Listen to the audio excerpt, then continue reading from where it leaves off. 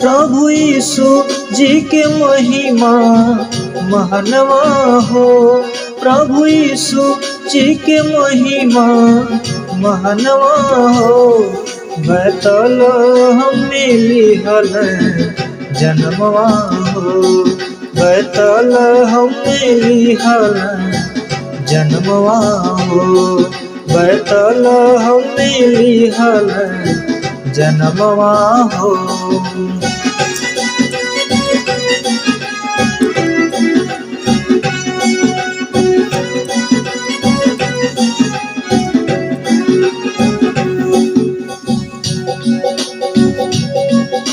स्वर्ग से स्वर्ग दूत आके दिहल खबर।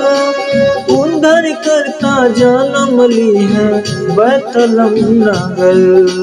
स्वर्ग से स्वर्ग दूत आके दिहल खबर। उधर करता जन्म ली है बैतलहम नगर। उनके नाम हवे यीशु मानवा हो। उनके नाम हवे यीशु मानवा हो। बैतल हमें लिहल जन्मवा हो। बैतल हमें लिहल जन्मवा हो।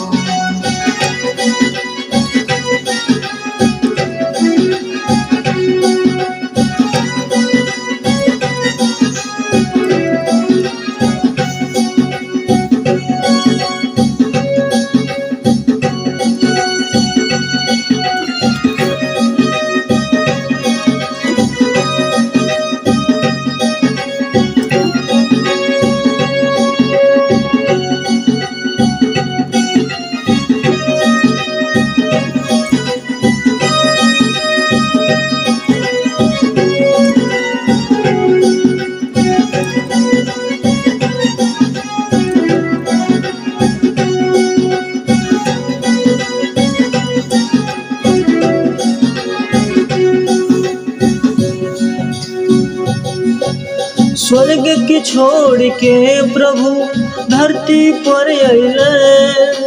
सारे मानव जाति से कितना प्रेम कैले।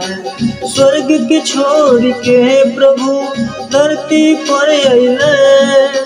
सारे मानव जाति से कितना प्रेम कैले।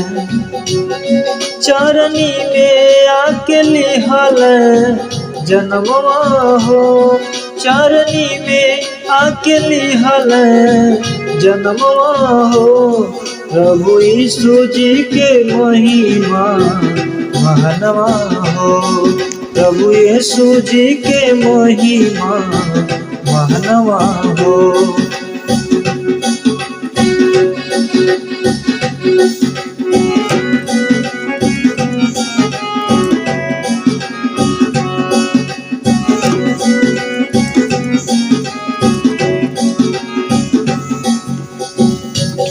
प्रभु यीशु जी के महिमा महानवा हो।